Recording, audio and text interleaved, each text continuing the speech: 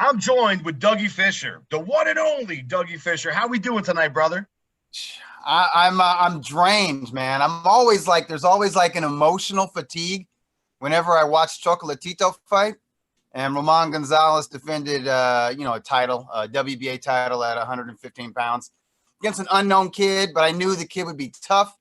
And, he's had so many fights and so many wars for really, he's been sort of elite level for 10 years. And guys in those lighter weight classes, they burn out pretty quick. Like being 33 for them is like being 45 if you're a middleweight or light heavyweight, So I never know when he steps in the ring, if that's going to be his last fight. Like if he literally hits the wall because of his style. He has never changed his style. He keeps going up in weight and he always challenges himself. And he's this volume puncher, pressure fighter, who's always cutting off the ring, always working, does a great job of blocking punches as he's delivering combinations, but you're going to get hit, with that kind of style, with the search and destroy mindset, a fighter's going to take some punishment. Obviously, he's taken punishment over a Hall of Fame worthy career. So I never know if, the night he steps into the ring, regardless of the opponent, if that's going to be his last night. And I'll be crushed. And it's going to happen sooner or later. Might be his next fight because Juan Francisco Estrada retained his WBC and Ring Magazine junior bantamweight title and like a fight of the year candidate against the former title holder, Carlos Cuadras. I tweeted out, get these guys in a time machine and send them back to the 40s because their balls are too big for this era. Like just the heart both guys showed. No, really, like they looked like, I'm thinking this the entire fight, the Estrada Cuadras fight. I'm thinking like, if you made it black and white, right, and you had a little bit of a grainy quality to it, I think I'm watching Tony Canzoneri and Barney Ross. Like they just have that all-around game.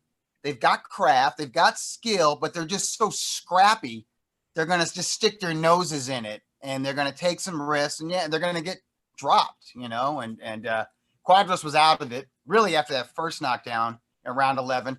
Ref could have waved it off after the second knockdown, but Cuadras had made up his mind that he's going to go out on a shield, and that's an old school decision to make, by the way. It's just like, don't save me anyone, I'm going out, and I'm glad the ref did save him. But I'm always like those type of fights, I'm kind of emotionally vested in them.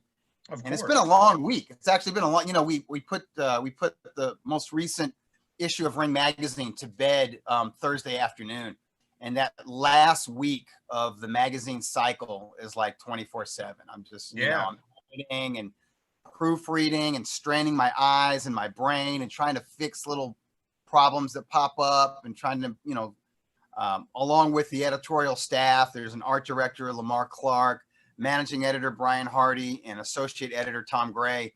We're like, we're trying to fine tune the cover because that's so important to have a tight cover, and just, catch whatever mistakes before, because once, it's print.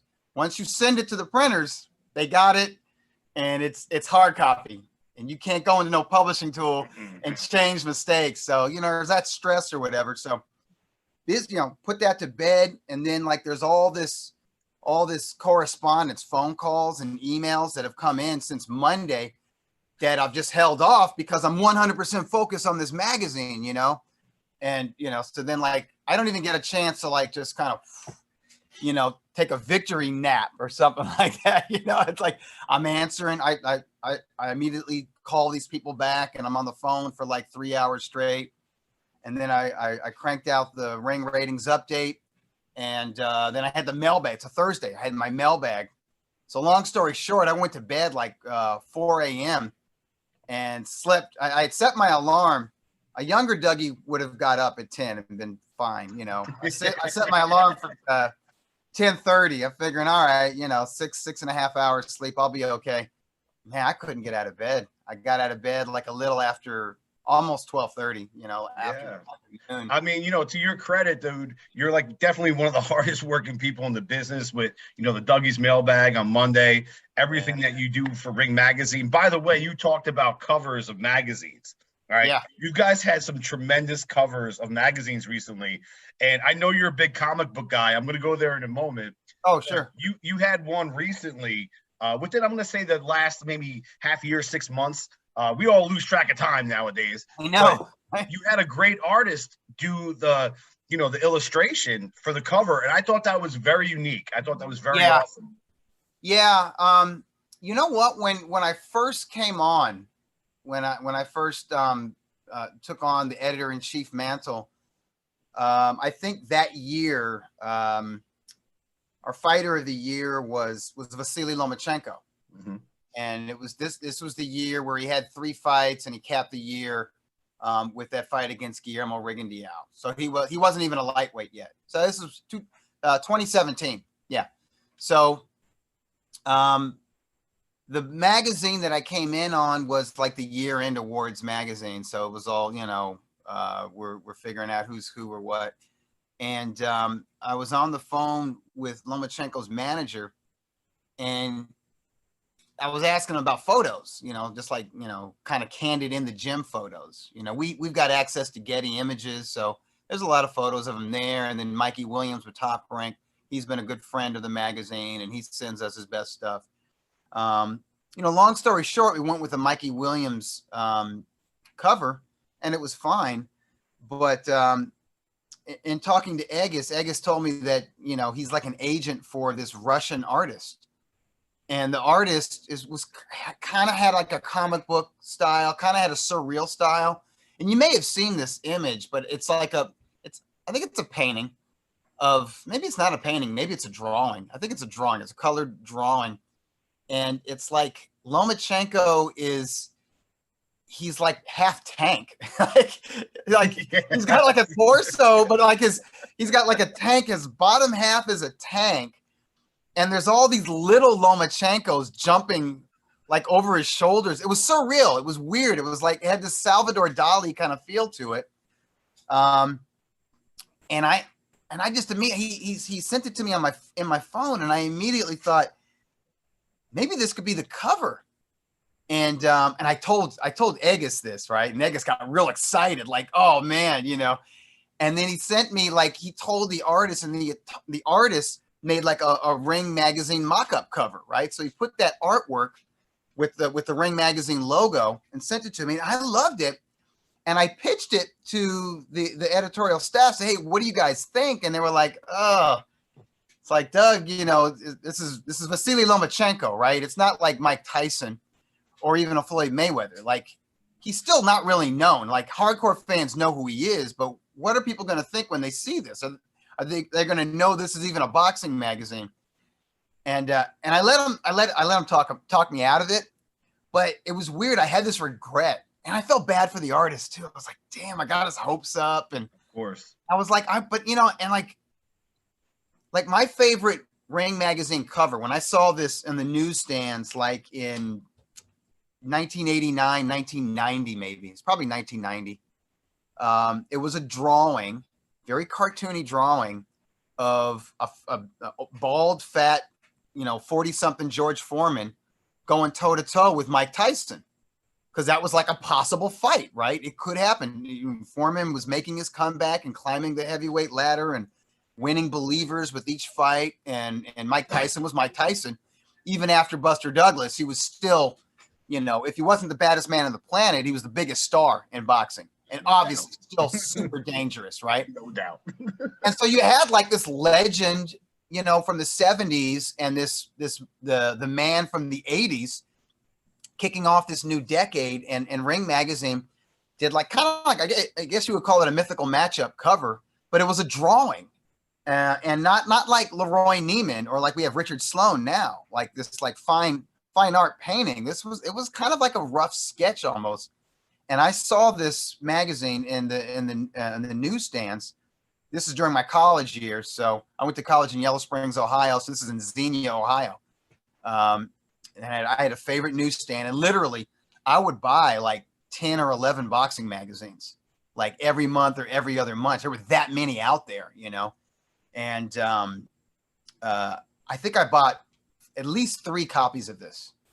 Like, I treated it like a comic book, like a collector's edition. So I bought it. I put one in plastic, one I read, and then the other one I tore I removed the cover and put it on my dorm room wall. I had a lot of stuff. I had a lot of like boxing stuff, you know, on my dorm room wall. And I put that up there just because I loved it that much. So a little bit later on, maybe like a year and a half, maybe 2 years later.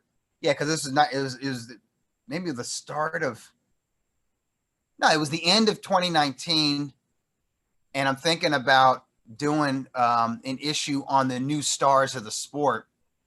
And I had noticed an artist had done a cartoon for the Alvarez Golovkin rematch. And it was one of these interesting cartoons where it starts out they're fighting and there's two different endings. Like they show you, like you follow the panels or whatever. Mm-hmm. And, you know, there's like, it's almost like a maze. And one maze ends to an Alvarez victory and the other maze leads to a Triple G victory or whatever. And I thought it was really clever and I liked the style of it. And he went by Funk Art. And I followed him on Instagram. And maybe a week later, he followed me. So fast forward to the start of 2020. And I'm thinking maybe he can do I'm thinking of an illustrated cover. And I came up with because I wrote the story for it. Like, you know, I chose like maybe a dozen young fighters, 25 years old or younger, who had like something like star potential, or they're already like, you know, like a Ryan Garcia. They already like they're an Instagram social media star, or, you know, or like Tank Davis, you know, already doing, you know, 14,000 fans in different locations and all that, or they just have the look of like a future champion, like Jaron Ennis and Virgil Ortiz Jr. or whatnot, you know. And I called the story Top of Their Class. So we came up with like a yearbook, you know, head of the class concept. And this dude, and he did this artwork over here. Yeah, absolutely, man. Let's see it. Oh, good, man. I love it, man. Oh, look at that thing. Funkart.com. Yeah, this is like all the great legendary heavyweights. I love it. And I just love the expression. Yeah, I love the style. So he did it, man. And you know, it's so funny because we still didn't quite have the confidence. So for that, like we released that issue just to the subscribers, right? And you could buy it at the Ring shop. But the cover of that issue, I think it was April 2020, the cover of that issue that went in stores on sale, you know, wherever newsstands are, if they exist, or, you know, 7-Eleven, if anything exists nowadays. Walgreens and bookstores or whatever. That was actually Floyd Mayweather on the cover as like, you know, fighter of the decade. Right. So, but yeah, I like the illustrated cover better. I think it's fantastic, and run it back to like yesteryear with Ring Magazine. You know, I collected a lot over the years. Yeah. A lot of those early ones were, you know, with Muhammad Ali on it, Joe Frazier, Archie Moore, they were all illustrated. They weren't actual photos. They weren't this big glossy package that you got. And I used to love that magazine. I still love it to this day, but that's how I grew up on boxing, because we didn't have the internet. So what did I do? I went out and I bought all the copies that I get my hands on when it was talked about. Oh my, you know, this goes back to like maybe the mid 90s. Is Jones going to fight Trinidad? You know, is blah, blah, blah. We really didn't have the internet, so you couldn't research that. So when that hit the newsstand, you were just like, oh, I get my fix. The new rankings come in. It meant the world to you. Oh, and if something big happened in boxing, like Buster Douglas upsetting Mike Tyson, you were going, now you read everything the newspaper writers would write, right? And if you're in the right city, you got some good analysis, some good post-fight columns, right? So when that fight happened, I was still my college years, but I was doing an internship at the Boston Globe. So Boston, you had two really good boxing writers. You had Ron Borges with the Globe, and you had George Kimball with the Herald, the Boston Herald. Yeah. Mm-hmm. But then, you know, they write about it for a couple of days the week later, and then, you know, it's back to baseball, it's you know, or whatever else, you know. And then, so you're going crazy waiting for Ring Magazine to drop. And like I said, back then there was a bunch of them. There was Ring, and out of the same publishing company was KO Magazine. And there was Boxing 1990 and World Boxing, and there was a magazine called Boxing Scene. Yes. If you were in a city like Boston, there was also, you could get some of the English the British boxing magazines as well. But man, when those I used came, to get things mailed to me that I signed up for by way of like Ring Magazine or whatever, and I fill out the back form to get it delivered to your house. Because I mean, there was no podcast. There was very limited media. Like you said, it's like a newspaper would come in, give you the bullet point of what happened last night. But then as fight fans, like, you have a great boxing brain, and I like to dig deep into the sport of boxing as well. So it's like you want more. You want to get like affirmation on what you saw and what you felt. You want to know. Like I remember like when an HBO broadcast was done back in the day, I was like, no, don't end it now. I just want to hear Larry Merchant talk more. I want to hear George Foreman talk more. I want to hear Jim Lampley talk more. It's not enough. Because, I mean, back in the day, HBO, like you mentioned, with Mike Tyson and Buster Douglas, they had a great piece that they did afterwards where they sat both fighters down and really examined it. And Larry Merchant, like, I love that kind of stuff. Like, I cannot get enough of content. But speaking about illustrations, I know you're a big comic book guy. I'm originally from New Jersey. Are you aware of a comic book store out there called Jay and Silent Bob's Secret Stash? Oh, yeah. Secret Stash. They were doing a show. That was on one of those networks. I don't know, A&E or something like that. Yeah, amazing. I watched that show. Yeah. Amazing. So I know it's hard because you collect a lot of these things. What's your favorite comic book series or superhero in comics? I mean, the X-Men that's the first comic that I started collecting. And that was like early 80s. I mean, like when I'm 10 and 11. So, like 1980, 1981. And I was even aware of it in the 70s. I would read comic books in the 70s. If they were like older kids in our neighborhood, they always had comic books. You know what I mean? They would have other contraband, you know what I mean? Like cigarettes or porn mags or whatever, or like, alcohol or whatever. And those were the cool kids, and the music too. They would have the rock music or, the stuff for those times that was like really hard. I mean, like my friends and I, we liked Kiss, but they looked at that as, kind of like a kitschy glam band, a merchandise band, Who doesn't like Love Gun? No. Like who doesn't love Love Gun, man? Right. No, we loved it. I mean, but there were older kids that might have been into Pink Floyd or whatever, or something like that. Or, even like, Yes, King Crimson and all. And progressive rock. I'm a big prog rock guy. Prog rock, I'm a big Rush fan. Absolutely. Yeah. And so you'd listen at, you have the headphones, that you'd listen to that music at their house and it'd be like, oh my, this is like completely different dimension. You know what I mean? It's like, so those were the cool kids, but that, like all those guys would have a box of comic books, or they, go to their bedroom or whatever, like, oh, can I have these or whatever? And their comic books were, often a little more, it'd be like Ghost Rider and Dead Man and a little more. Well, it's artsy. Always fascinated. Yeah. Always drawn in by the art. Now, I was one of those little bookish kids that would actually read it or whatever. But yeah, so the X-Men, and I collect the X-Men even to this day, you know what I mean? So I collected the X-Men throughout the 80s, but, and a matter of fact, the more I was into comic books, the less I was into boxing, because my entree to boxing in the 70s was Muhammad Ali. And I wasn't aware of anything, a sport outside of Muhammad Ali. Ali was boxing, and who cares about all these other guys? He's the heavyweight champ, and he's a larger than life personality, right? So the first fight that I ever marked in a TV guide saying I'm going to watch this fight was his heavyweight title defense against Ernie Shavers. And we were living in Columbus, Ohio at the time, and Shavers was an Ohio guy. So I remember the adults talking about it. And I remember the adults saying, Ali's old, Shavers can knock out anything. If Ali does a rope-a-dope against Shavers, there's just he's going to get knocked out. You can't stand in front of Shavers, and Ali can't dance for 15 rounds anymore. I remember them saying this. I mean, like, I just discovered this guy. What? It can't end now. No, And so I remember watching that fight. I remember telling my dad and his friends, no, Ali is the greatest. Ali's, he's the best. He's going to win. You'll see. And he did, So then, I know something that these adults don't know. I felt really good. He was really my guy. And then, not long after that, I became aware of Sugar Ray Leonard. and started watching his fights live. And then I start noticing the next day in school, let's say Leonard fights on a Saturday afternoon, ABC Wide World of Sports.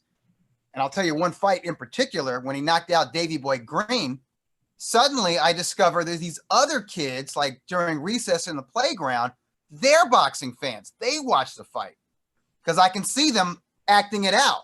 Like one guy's, okay, I'm going to be Ray and you be Davey Boy. Boom, and land a left hook, and the other guy falls down, and I come by and, are you guys talking about the fight? You talking about Sugar Ray Leonard? And then they are, and it's like, wow. So Sugar Ray became my guy going into the 80s. But once when he retired in 82, I was just, I was a casual fan. You know what I mean? I didn't know who Roberto Duran was until Ray fought him. I think I had an idea of who Tommy Hearns was, just because I'd come from Ohio and Michigan wasn't too far and people would talk about, but I didn't know him. I wasn't watching Tommy Hearns' fights going into the Leonard fight. So I learned about other talent through Leonard, learned about other weight classes through Leonard, obviously he set the bar really high, man. I mean, those fighters, yeah, dude, they were so inspirational. Yeah. But when he retired, I kind of like lost interest, right? Okay. And the comic books were so there was the X-Men, there was the New Teen Titans, which I didn't collect. My next door neighbor did. So, I had a paper route. I only had so much money. I couldn't, now it's so amazing. You're an adult and you have this disposable income. You're like, I can buy every damn comic book I want, Well, I tell you what, we know as boxing fans, it costs a lot of money to be a boxing fan, man. Oh, it really does. Whether you work media or whatever, it's some way, at some point in time, you're going to pay for what it is that you're all obsessed about. Yeah, and, if you're bit by that bug, absolutely. Oh, like you said right there, like Muhammad Ali was my dad's favorite fighter, one of my favorite of all time, Sugar Ray Leonard. The thing about Muhammad Ali, whenever I speak to anyone that knew Muhammad Ali, they say the same thing, and I find this very interesting. They said, if you're a painter, an electrician, a gardener, a doctor, whatever, that once you met Muhammad Ali, you got like 10 times better at what it is you do for a living. I was like, well, that is amazing. Yeah. I'm like, whoa, that is incredible to hear. Also, what I want to do is tie in to what we were talking about with art. And obviously, like, the comic books, they're looking at the deep things like Ghost Rider, and they're prog rock fans. So, musicians and artists, it's like we go deep. So I noticed that you're a big music fan. In particular, I've noticed that your kids are playing music. Yeah. They buy vinyls and they have good taste in music. Can you tell me about that? Well, you know what? I mean, like I listened to the stuff that my parents were listening to. So even in the 70s, like I said, there was bands that obviously would appeal to me as a boy, right? So Kiss, like right there. But I know who Bob Dylan was, you know what I mean? Or the Isley Brothers, because of what my mom and dad were listening to. Sly and the Family Stone was big in my house, right? The Ohio Players, big. So like like old school funk, R&B, but also stuff that that my parents listened to when they were young, and my parents were young when I was born. My dad was 19, my mom was like 21, right? So the 70s, they were in their 20s, so they have their music, but then there was also the music that they listened to when they were teenagers, like in the music they even remember from the 50s. So that was like James Brown. I'll tell you one, Marvin Gaye, Tammy Terrell. So like I grew up listening just like a lot of different music, and I had uncles that had their musical tastes and all, and they obviously they influenced us. So I will influence my daughters, but then they come up with stuff that I'm, maybe I would have shoved to the side just because, whatever, it's some young guy with tattoos on his face, and a mouthful of whatever, and mumble rapper or whatever. But some of these guys, it's interesting that, I can introduce them to certain stuff that I like, the type of movies, the genres that I like, and the music that I like. And then they'll take it and run with it.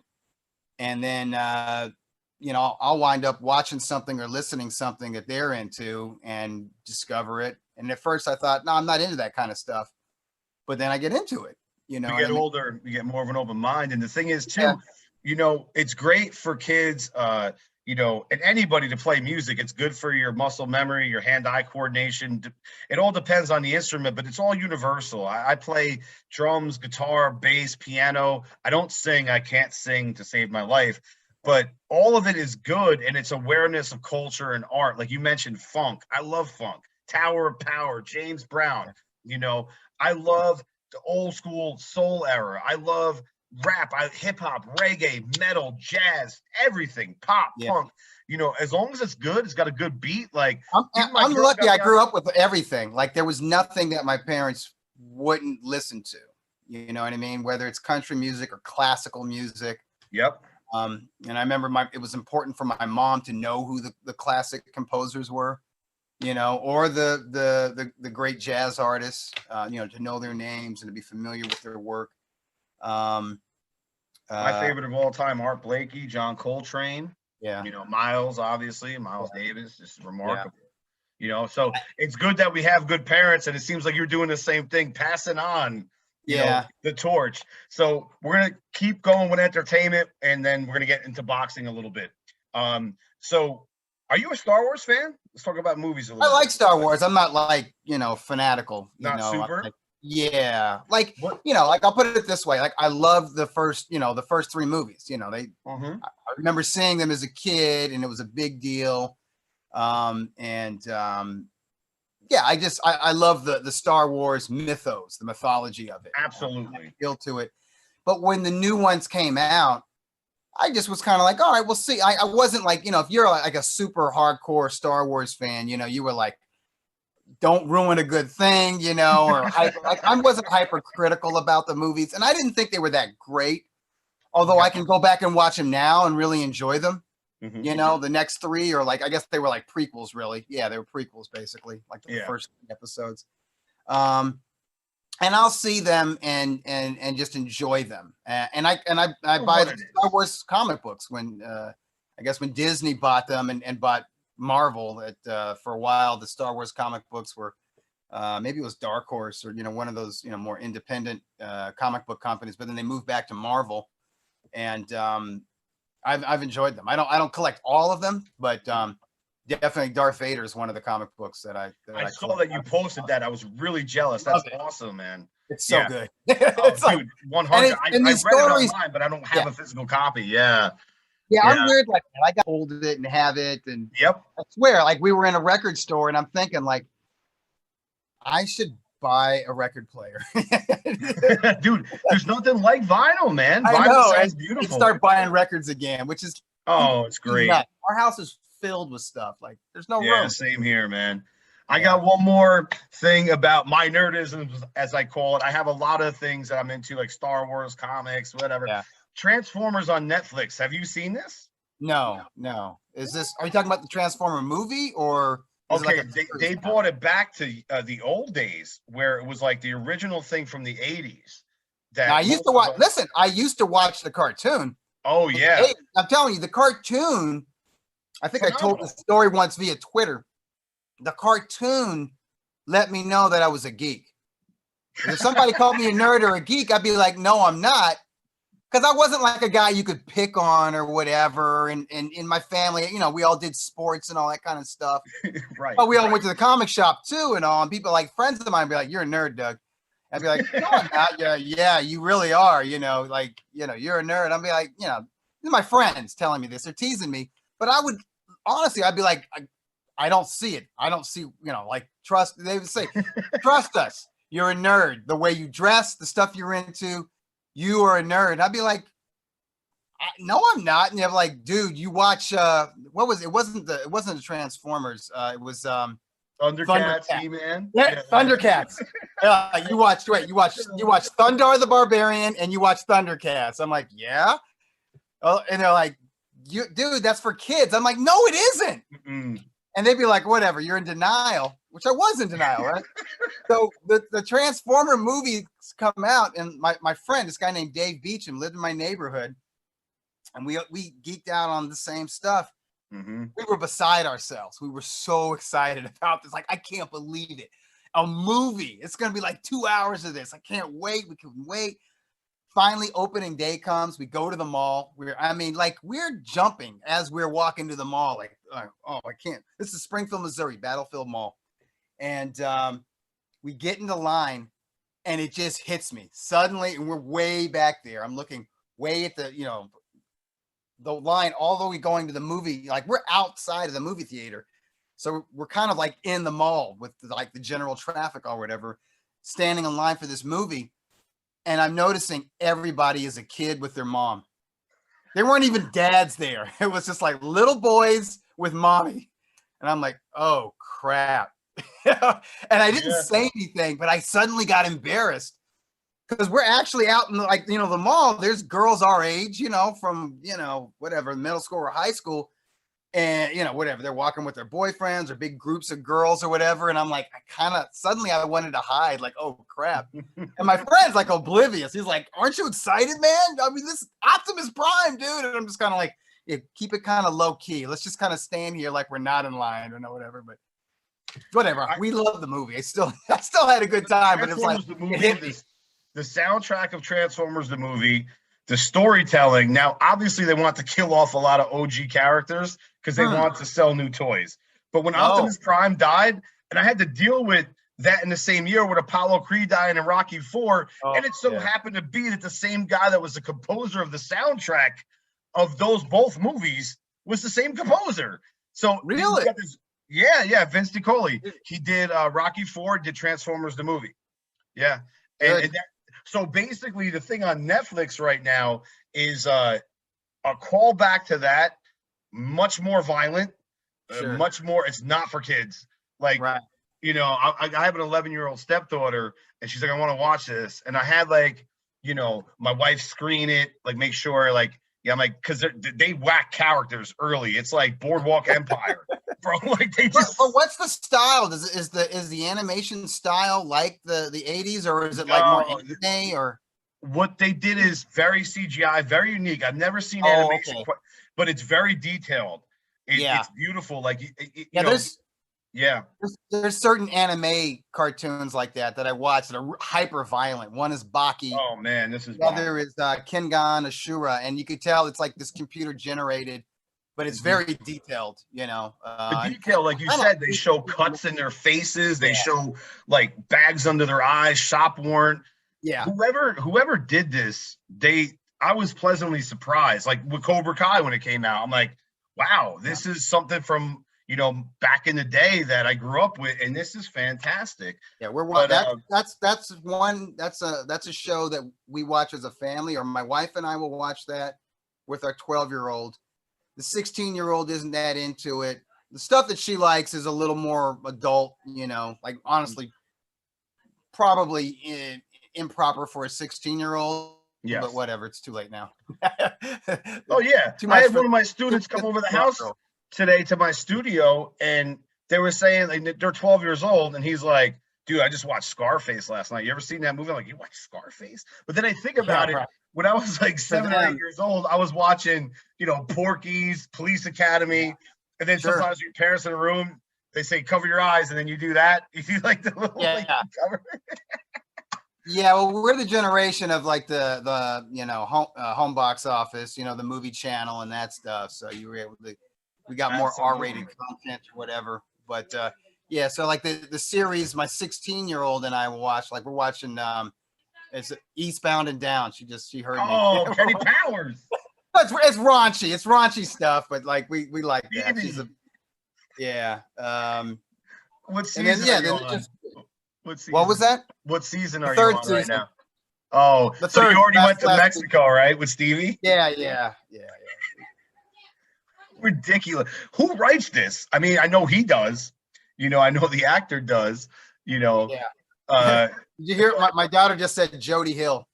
She follows the stuff real closely. She knows who the director is, who wrote it. She gets that from you because you pay attention to detail, and that's where I wanted to go in the next segment here. Boxing, your detail to whether you commentate or write something, Doug, or just talk on a podcast like we're doing right now, it's so obvious. That's why I want to go through the comic books and the movies and the art and all that kind of stuff. because I know something about that, but in a very different way. But I could appreciate what anyone does that really gets invested, right? Because I know when I listen to a guy like you, it comes from a purist standpoint. It comes from someone that really cares about the game, the sport of boxing. We talked about what got your interest in Muhammad Ali, obviously, and Sugar Ray Leonard. When did you start covering the sport?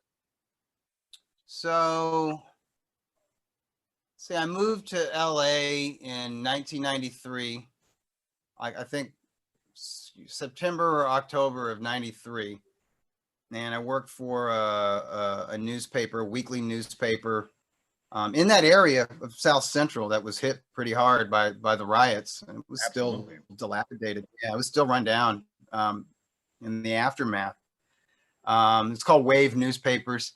And they had a sports section and an editor who just wasn't into boxing. You know what I mean? So I think I think in 94, I started pitching him because I was going to the shows, right? I was going to shows that were at the Great Western Forum and, some club shows that would be in the Valley areas, the Reseda Country Club.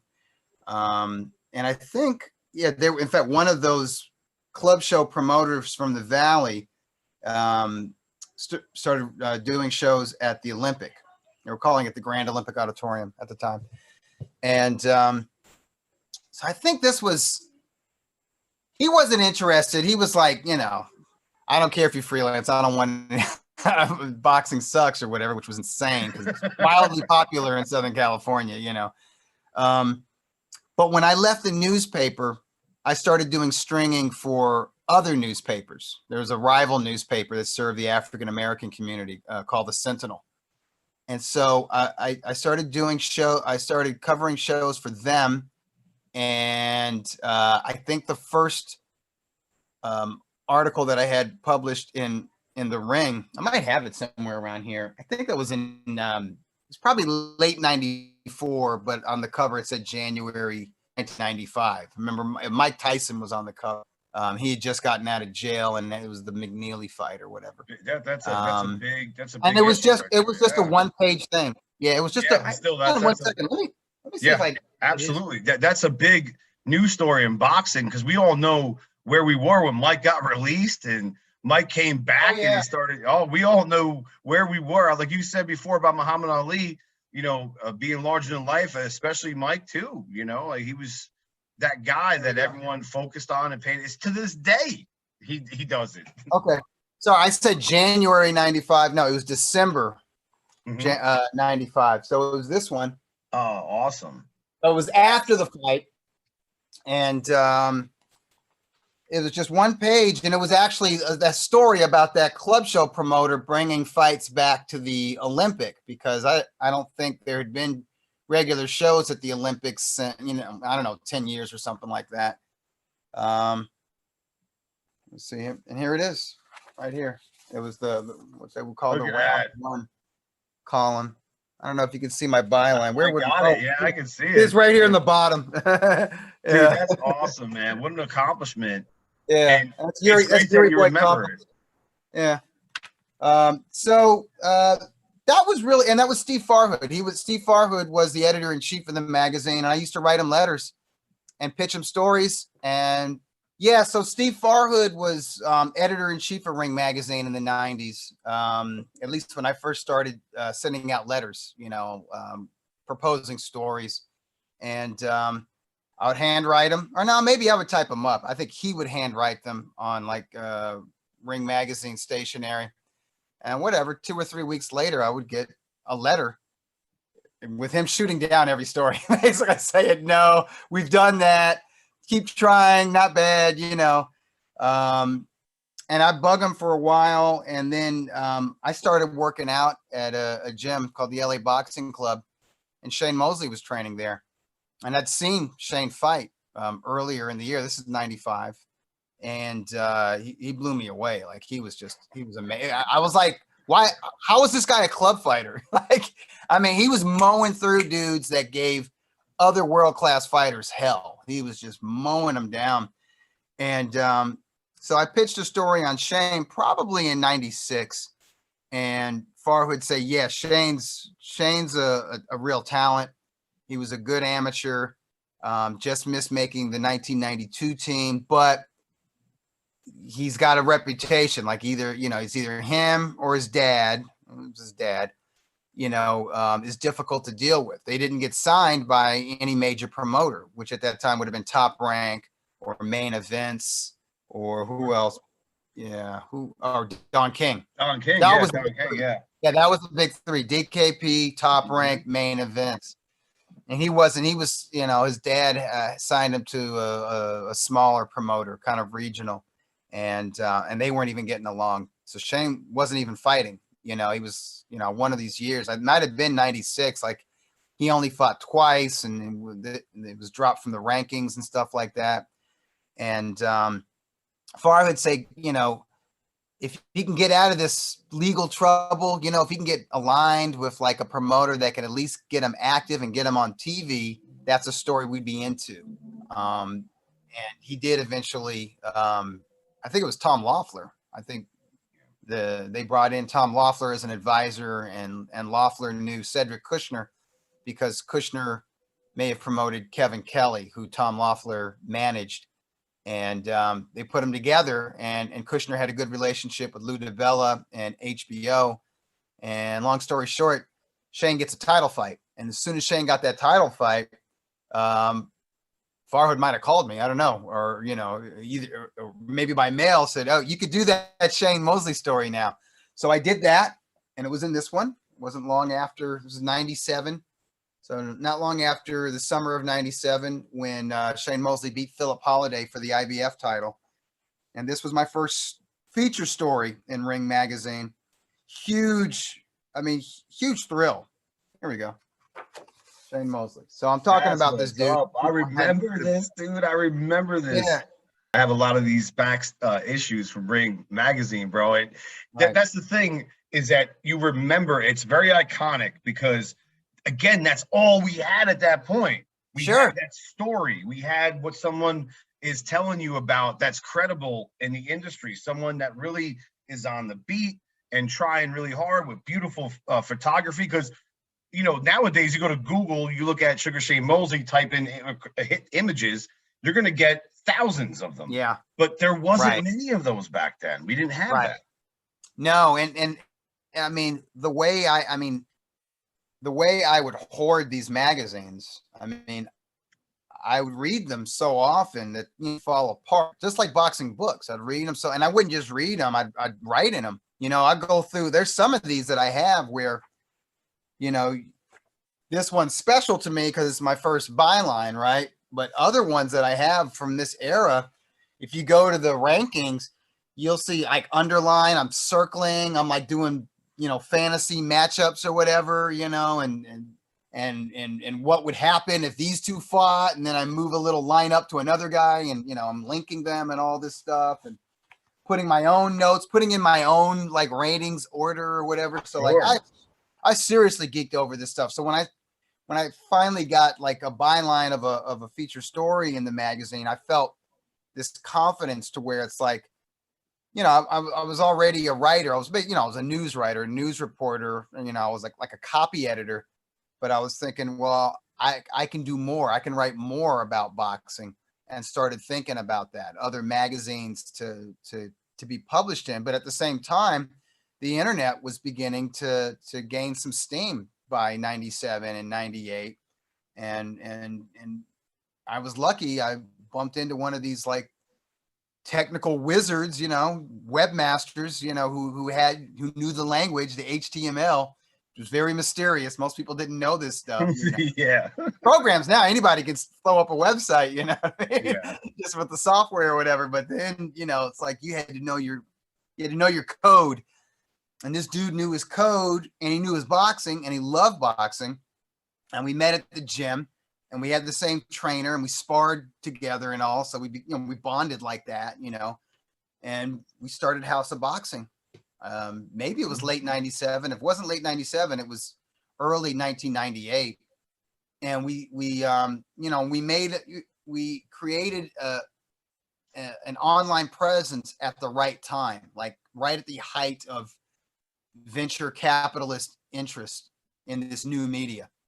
And it wasn't long. I mean, we were in existence for about a year, and there was this company from Canada that wanted to buy it, buy it, either pay us a bunch of money or pay us some money and hire us to run it, and pay us like a full-time job.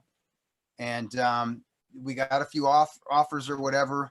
But I think during the summer of '99, we went up to Big Bear because we were close to Fernando Vargas. So we would go up there, and he had a house there, just like Oscar De La Hoya did, just like Mosley eventually did. So we would go and we would spend a weekend in Big Bear and visit all the camps, visit where everybody was, if they would let us in or whatever. And Manny Stewart had opened up a Kronk gym, believe it or not, in Big Bear.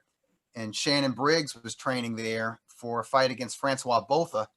And Botha was training with Abel Sanchez in Big Bear before Abel had the summit. They were using a public gym. So we're like, man, both heavyweights are here. So one weekend we went up there and just devoted the weekend to, accumulating, taking photos, getting interviews, and more importantly, doing video, capturing video, which a lot of folks weren't doing at that time. And we did that, and Shannon got along with us. And Shannon, Shannon's like and he should have been a pro wrestler. I mean, absolutely, he's just got this personality. No, and it's a good thing. I mean that in a good way. What a great guy.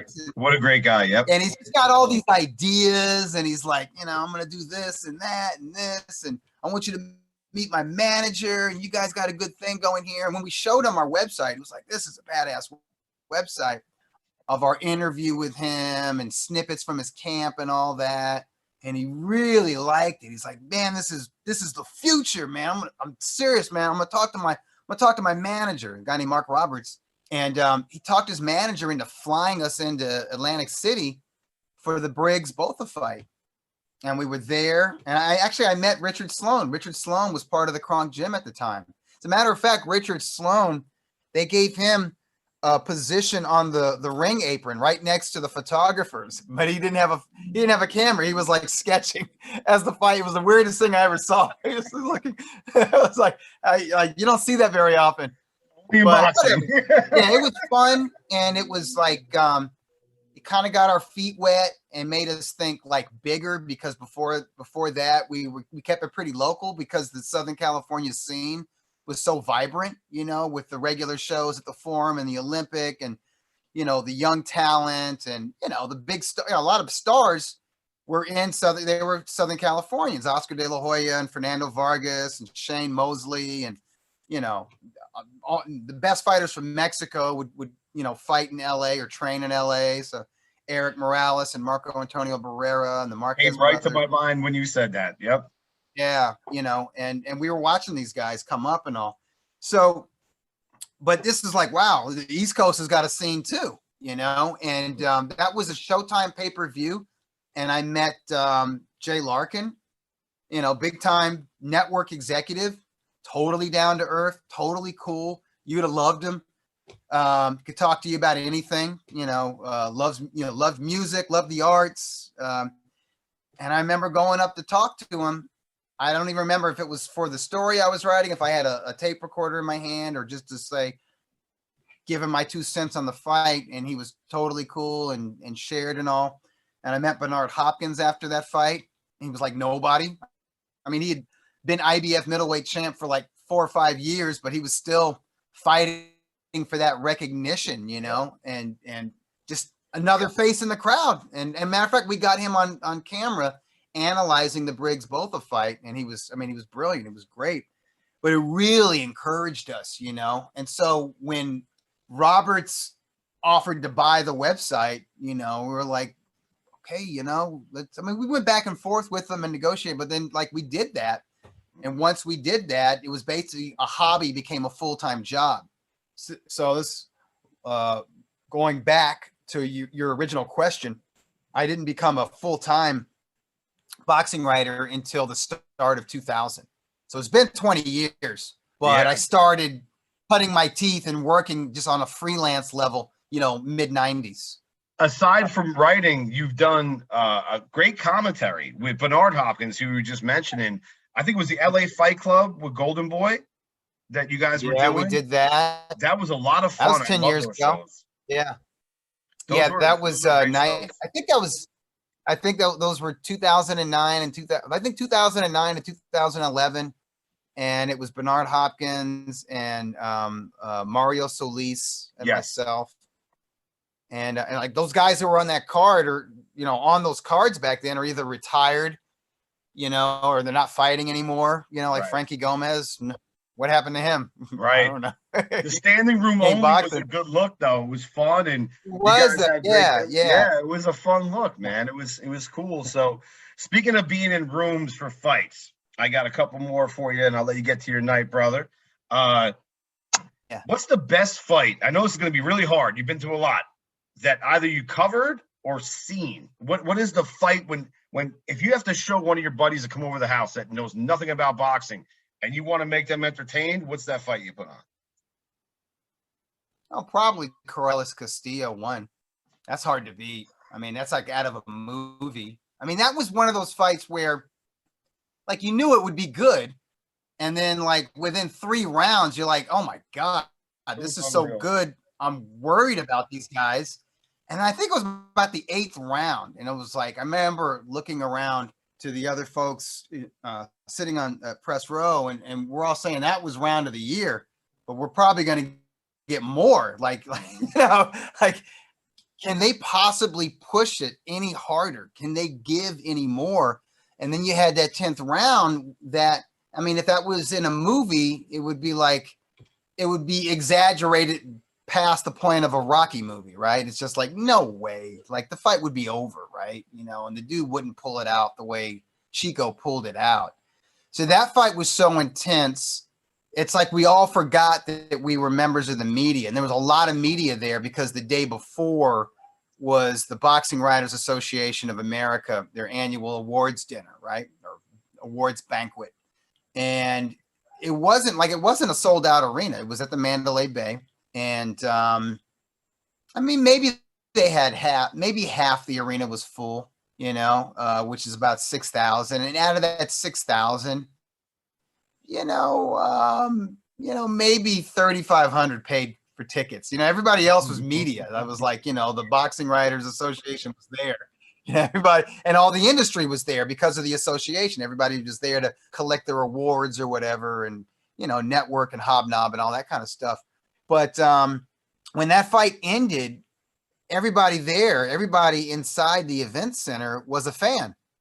We totally forgot that we were writing on deadline. And everybody jumped up and either yelled unbelievable or were like just cursing. Holy fucking shit. Jesus Christ. I don't fucking what the fuck, we're all store style, like, oh my God. Yeah. Oh my God. Yeah. It was sweating and just like drained and just like, good Lord, like this, nothing beats this. And like, there's fights like that. There was the rubber match between Barrera and Morales, which was a terrific fight of the year fight. Yeah. Where the final seconds of round 12, everybody gradually at press row stood and applauded them. And it wasn't just for that fight, it was for their trilogy. Mm-hmm. And it was for their careers to that point. It was just this acknowledgement, like, we are seeing great fighters who are fighting each other and giving us great fights. And I agree. I was get these fights. For Gotti Ward, I was at 1 and 3 of their trilogy. I didn't make it to 2. Both fights of the year. Oh my goodness, dude! The third one too. Yeah. Like I said, a lot of people sleep on that one, man. That was ringside for that one. Drama. Oh my God! And then Gotti goes down late, and I'm like, what is? Yeah. And his arm was. Yeah, and you're asking yourself. Yeah, you're asking yourself, what could Mickey Ward possibly have left? He has had so many wars. We've forgotten him. He's been in Fight of the Year candidate wars. We don't even remember, like his 10-rounder with Antonio Diaz. Yes, that was bonkers. Yes, sir. I mean, that was just like, we forget, like, We just remember some of the wars, but he was in so many wars. So incredible. As was Gotti. And so you're like, can these guys go to the well one more time? And they did it, and they did it without hating each other. It wasn't like a Barrera Morales. Gotti gives Mickey Ward the water after the third fight, shares his water with him. Like, I mean, come on. Only in boxing do you get those moments. And speaking of sports in general, do you watch any other sports outside of boxing? Not really, boxing. Man. No, I love it. I used to like college hoops. I would watch football, in the 70s and 80s. We would go to games. I don't even remember the games, but when the Cincinnati Reds were the big red machine, with Pete Rose and Johnny Bench. Oh, man. Joe Morgan, who just passed away. I was at those games, but I was a kid. I was more, whatever it was, bat day, or, we get a pennant to take home and put on the wall. And I remember driving there and driving back. We lived in Columbus, and so we drive. It was about an hour and a half drive to Cincinnati. But, nothing has captured my imagination or captivated me the way boxing did. And I don't know if that's because of just timing of, coming of age when Muhammad Ali had, outlived his controversy and was just like totally embraced by, the late 70s era America. You know what I mean? I was always into Olympic sports. I was always into track and field, especially late 70s and throughout the 80s. And I would seriously geek out on that stuff, but something about boxing, and it's the fighters, it's the peripheral characters, the trainers, I can see how it lends itself to literature, and film, because there's just so many stories with it, and it's characters, right? And there's an old timer, he should be in the Hall of Fame. I keep voting for him, but he's a publicist named Bill Kaplan, and he was George Foreman's publicist and a longtime publicist for Top Rank, and he works with Golden Boy and the WBC with everybody. I mean, he's in his 80s now. But we were talking on the phone, and he was saying, hey, I miss going to the fights. I miss how did he phrase it? He said, I miss the oddballs, the good guys and bad guys that are boxing. He said that. I was like, that's almost a title of a book: Oddballs, Good Guys, and Bad Guys. And they're all right there. The bad guys are as fascinating as the good guys, and the oddballs are as fascinating as the two on the polar opposite ends. What I love about boxing is that a lot of things, obviously, it's a world sport, so you have so many different cultures, so many different people from different walks of life, and then plus you also have, at its best, like we were talking about Castillo Corrales, Gotti Ward, look at Holyfield Bowe, like run back some of those fights in the history, like even Foreman versus Ron Lyle. When it's at its best, is there any sport that's better and more dramatic? It's unbelievable. Not that I see. Yeah, I mean, and I imagine if you're a hardcore MMA fan, you might have some MMA fights or UFC fights or fights from the old Pride League that you could show us that are like bonkers or whatever. But I don't know. MMA doesn't resonate with me the way boxing resonates. I don't know why that is. I'm a fan. Yep. Yeah, I will watch it. I will watch it casually. I appreciate it. But yeah, I don't know. And I like it. I mean, I like the fact that I'll still get attached to a particular fighter, like Chocolatito. Like I'm just like, and I'm privileged and honored to be a member of the media to where I can meet these guys and their trainers or their managers or whatever, and get in touch with them or whatever. And I mean, I got Chocolatito sent me this, somebody did the, I mean, to get a picture of the dude, but I'm telling you, I said, I tweeted this out at the start of his fight. I'm nervous every time he fights. And it used to be, he was so on top of his game. I just wanted to watch him fight because he was dominant, and I knew he was going to crush all opposition. This goes back to when he was a strawweight and then later a junior flyweight. And then I got lucky enough to see him live a couple times here in the LA area. And then he went on to flyweight, and he was still a badass, but he had to work for his victories. And then, he steps up to a 4th weight class, super flyweight or junior bantamweight, 115 pounds. And he had, the guy he fights is Carlos Cuadras, who was tough. He was unbeaten, like 35 pro fights. And that happened in my hometown here in Inglewood at the Forum. And he won the fight. And I remember his face was, he was tore up and he was tired. And I'm thinking, his next fight could be his last fight, and it turned out, because his mandatory was Sri Saket Sorungvasai, who was a total beast. And a lot of people didn't know that, but Sorungvasai is a monster. And he's a big junior bantamweight. He's not a guy who started out at 105 pounds. And I was in New York City for that fight, that first fight, because it was the co-feature to Golovkin, Daniel Jacobs. Sold out Madison Square Garden. Fight of the year candidate. Just like amazing. But in one fight's also, it's like, whatever Chocolatito had left, he gave it in this fight, right? He's cut, he's dropped early, he's taking these big punches, he works his ass off. I thought he deserved a decision, he didn't get it, but I remember feeling nervous as hell for him going into that rematch. And him looking nervous as hell walking to the ring in Carson, California. He knew what time it was. He knew what he was up against there. He knew what he was going to feel. Yeah, and I'm like, how do these guys do this when they know it? Like, I don't have it, and this guy's got my number, and he ain't a cutie. He ain't going to outbox me in there. He's going to decapitate me, and you still like, no, I got to do it. I got to get in there, and he does it. But I remember how I felt watching him get taken out, and just like, and you're happy for Sorungvasai, beautiful man, you know what I mean? And it's a Cinderella story for him.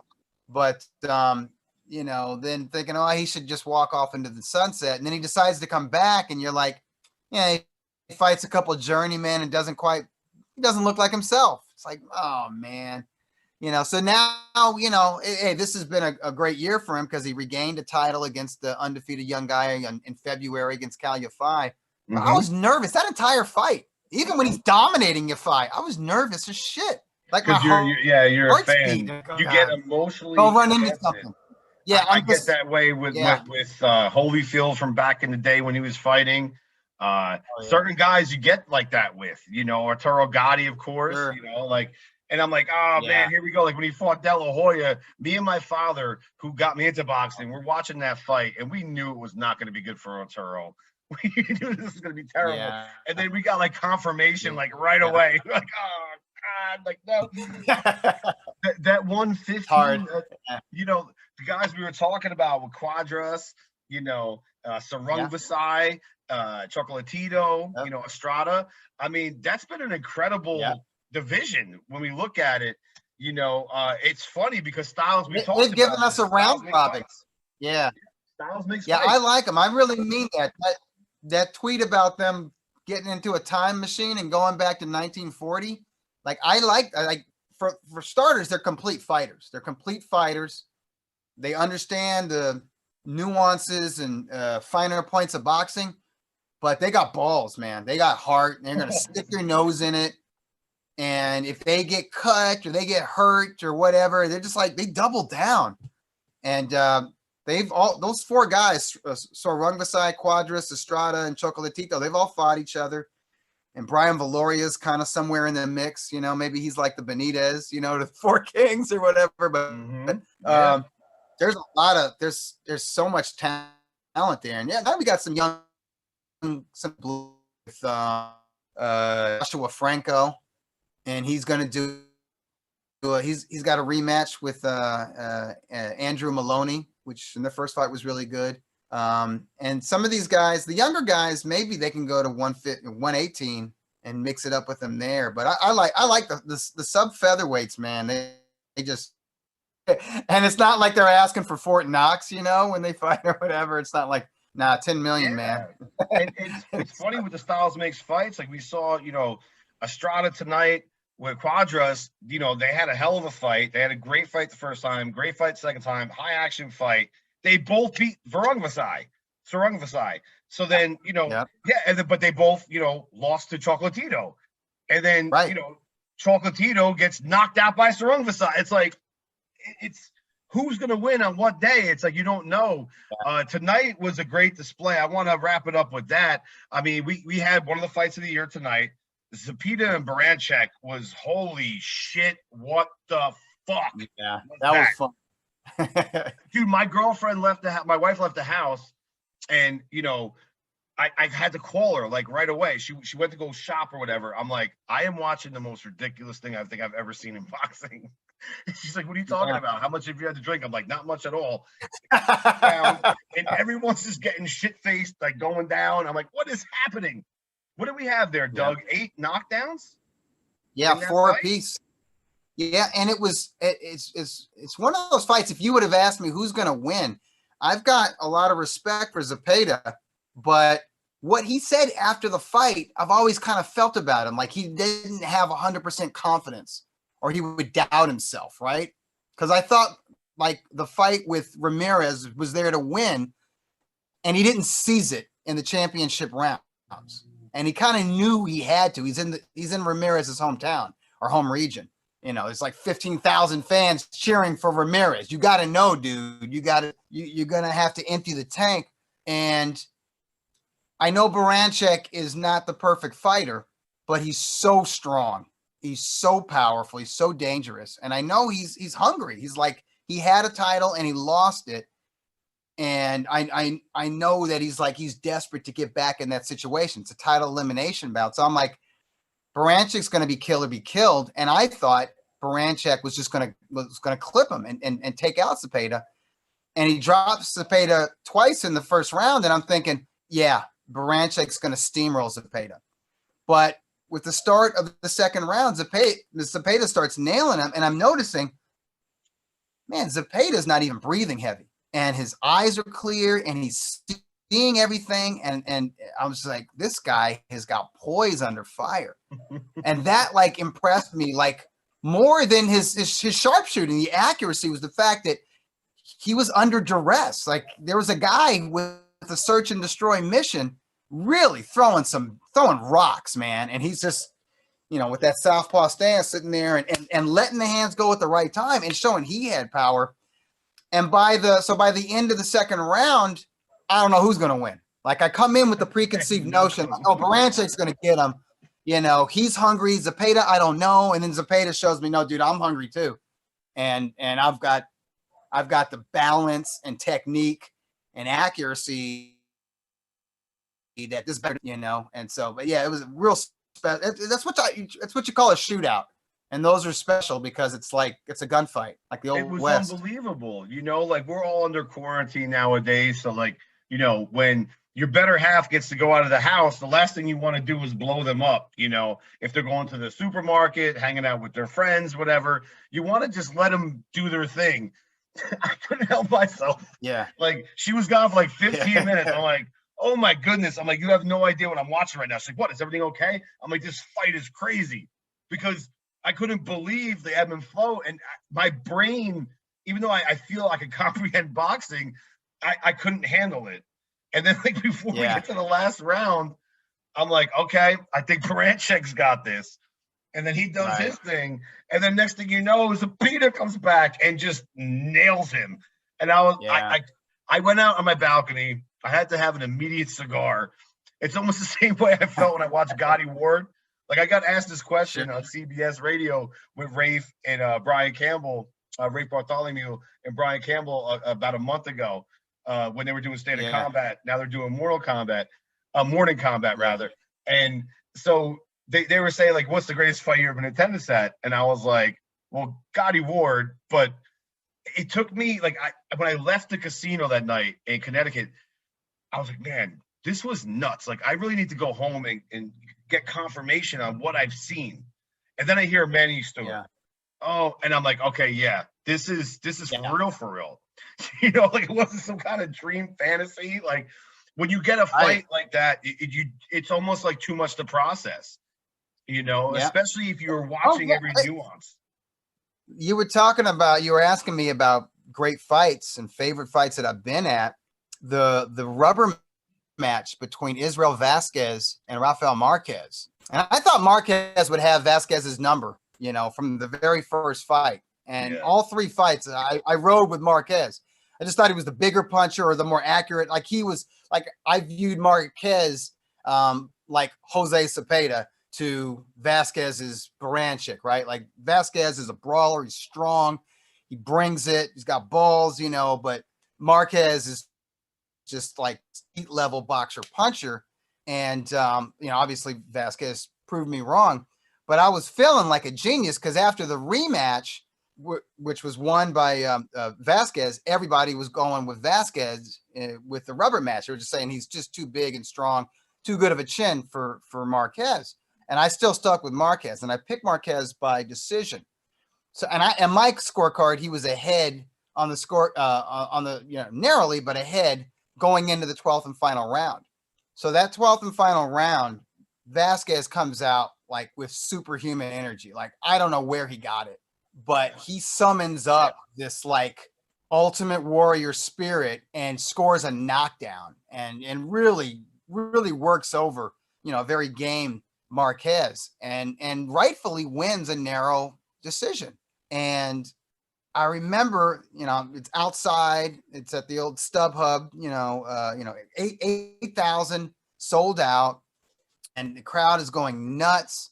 The fight is over, and I've got a laptop in front of me, and I'm like, nothing I write is going to do this justice. No, like I was so in awe, and just like, you know, that emotional roller coaster. I'm just like, I don't know how that guy did it. I don't know what I just watched. I don't know how these guys could summon so much courage and fight through what they fight through and have that kind of hunger. It's like,